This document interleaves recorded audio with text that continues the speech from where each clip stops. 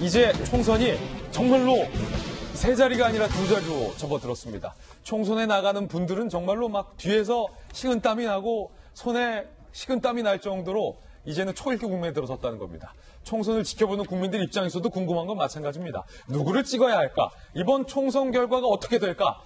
감히 말씀드리지만 저희 돌직구쇼를 보면 총선에 대한 해법을 여러분들이 발견할 수 있으실 겁니다. 그래서 오늘 저희들이 준비해봤습니다. 돌직구쇼 총선 알림 3 함께 보시죠.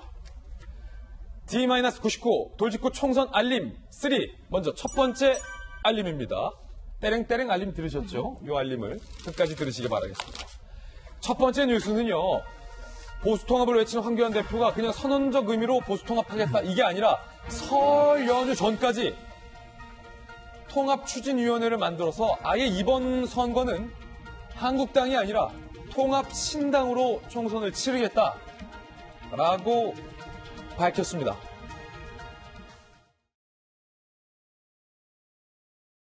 이 나라를 망치려는 사람들은 통합을 두려워합니다.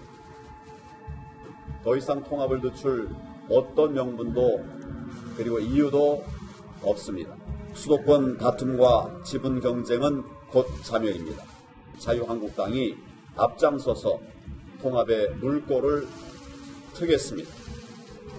기존의 자유민주 진영 정당들은 물론이고 이현주 의원, 이정현 의원 등이 추진하는 전진 4.0 등 신당들 그리고 국민통합연대와 소상공인 신당 등 모든 자유민주 세력과 손을 맞잡겠습니다.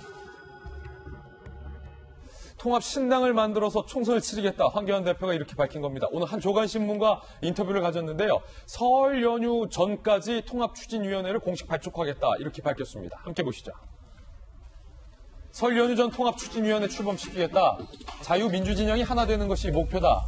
유승민, 안철수 함께 신당 만드는 것도 방법이다. 라고 시사했어요. 그러니까 황교안의 자유한국당으로만 선거를 치르는 게 아니라 유승민, 안철수 등등 함께하는 새로운 당으로 선거를 치르는 방법까지도 황교안 대표가 열겠다 이렇게 밝힌 겁니다. 당 밖에 모여 논의하는 틀이 나올 것이다. 뭔가 통합을 위한 공식적인 추진위원회가 이제 곧 나올 거다 이렇게 밝혔습니다. 그러면서 유승민 의원이 제시한 통합의 세 가지 조건에 대해서도 언급을 했습니다. 탄핵관 건너자, 개혁보수하자, 새집짓자. 공감한다. 다 받아주겠다. 나도 탄핵의 강을 넘어 미래로 가자고 했었다. 서로 다른 얘기 아니다. 대화하자. 해결할 수 있다. 일단 새보수당 딴집 차린 유승민 대표에게 그 딴집 차리지 말고 일단 대화하자. 일단 만나서 우리 얼굴 좀 보자. 얼굴 보고 얘기하다 보면 뭐 딴집이 한 집 되고 한 집이 뭐 새 집 되고 뭐 이런 거 아니겠냐. 뭐 이런 얘기를 지금 하고 있는 겁니다. 3원칙 수용하겠다.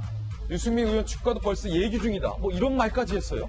물밑에서 얘기하고 있는 것까지 살짝 지금 언급한 겁니다.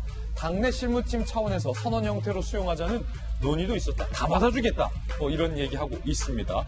그리고 안철수 전 대표의 어제 기자회견에 대해서도 화답을 했는데 이렇게 했어요.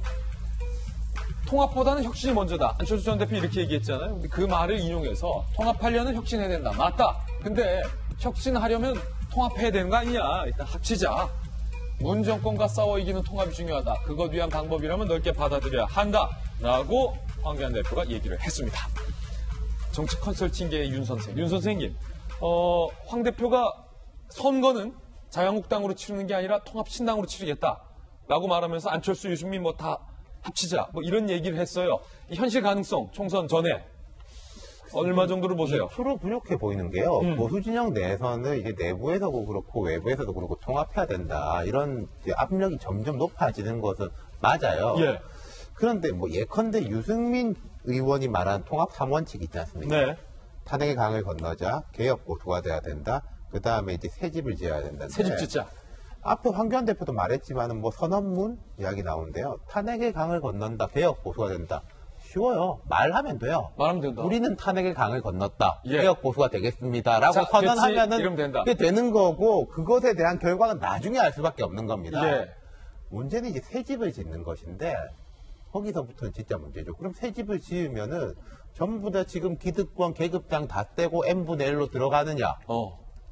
라는 데 대해서 명확한 답이 없어요. 지금 다들 계급장 달고 있거든요. 황교안 대표 자유한국당도 마찬가지고 유승민 새보수당에도 다 지금 계급장 하나씩 달고 있어요. 그러니까 오늘 조선일보 보니까 뭐 유승민, 안철수 모두 다 내려놓고라는데 그 사람들은 별로 내려놓을 게 없어요. 예. 제일 내려놓을 게 많은 사람은 황교안 대표죠. 제일 큰 집이니까. 그렇죠. 황 대표가 관건인데 저 두 가지입니다. 예.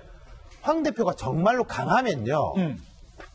90력이 강하기 때문에 흡수가 됩니다. 말이 헤쳐 모여지 사실상 흡수가 되는 건데 아니면은 정말로 내가 약하다고 하면은 나누자인데 제가 생각할 때 지금 황 대표는 어중간해요. 흡수할 만큼 강하지는 못하고 그렇다고 해서 이렇게 다 나눠줄 만큼 약하지는 못하고 그 중간이기 때문에 이건 여전히 다른 사람들이 어떻게 말하느냐 보다는 황 대표가 구체적인 로드맵을 어떻게 내놓을 수 있느냐에 달려 있을 겁니다. 그렇군요. 이게 사실은 박정현 대변인 정치는 생물이란 말이 있잖아요. 어제까지 저기였는데 내일 아침은 또 어떻게 될지 모르는 게 정치인데 저는 한번 신당 얘기 나왔을 때 예전에 문재인 대통령께서 당 대표 시절에 안철수 밖에 있는 그러니까 김한길, 안철수, 문재인 이 세 분이 하나의 당으로 합치는 모습을 사실은 극적으로 봤거든요. 김한길 대표 취재 때 황교안 대표의 머릿속에도 야, 왜 우리도 못해? 뭐 이런 게 있지 않을까 싶어요. 충분히 가능하고 사실은 지난번 총선에 그 안철수 전 대표의 국민의당이 돌풍을 일으켰는데 그게 창당한 게 겨우 총선을 앞두고 한 70일여 전이에요. 그러니까 앞으로도 충분한 시간과 여유는 있습니다만 문제는 두 가지에 지금 황교안 대표의 두 가지에 좀 걸려 있는 건데 첫째 하나는 이 지금 통추위 구성한다는 얘기를 제가 벌써 들은 게 한 세 번째쯤 되는 것 같아요. 11월 초에 한번 이런 얘기 있었고 황교안 대표 직접 이런 얘기 있었고 그다음에 신년 오찬 기자간담회에서 이런 얘기하고 또다시 어제 또 이런 얘기가 나왔단 말이에요. 계속 이런 선언적인 의미의 통추위 구성 보수통합만 진행되면 과연 이 총선이라는 건 대선과 달리 지역 후보들이 각각 있으니까 화학적으로 융합되고 다 붙여져야 되는데 이렇게 선언만 해서 선언적인 통합만 해서 과연 효과를 이룰 수 있느냐 이런 점이 하나 있고요. 또 하나 윤 선생님 좀 전에 말씀 주셨지만은 사실은 앞서 통합이 혁신이고 혁신이 통합입니다라고 한 오늘 일간지의 인터뷰 내용에 보면은 황교안 대표가 구체적인 얘기가 없어요. 당신이 얘기하는 혁신이 뭔지, 예. 당신이 얘기하는 통합의 의미가 뭔지에 대해서 좀 더 구체화시켜서 황교안 대표가 좀 내놓는다면 저는 나머지 안철수 전 대표나 그다음에 새로운 보수당 뭐 이렇게 통합하는 게 크게 어렵지는 않다고 보여지는데 문제는 여전히 황교안 대표가 말씀하신 혁신이 뭔지 통합이 뭔지 그건 구체적으로 어떤 내용인지 그다음에 그래서 내가 어떤 거를 하려고 하는지에 대한 진정성과 당내 결단력, 실행력 이게 모든 것의 관건이라고 생각을 합니다. 예. 요는 정치 개편, 이 신당의 가능성에 대해서 신호탄을 쏘아져 올렸다는 겁니다. 선거 전에 과연 정치권 합종 연행이라고 흔히들 표현하는데 어떤 신당이 나올 수 있는지 그 가능성에 대해서 어떻게 타진이 될지도 좀 한번 지켜봐야 될 것 같습니다.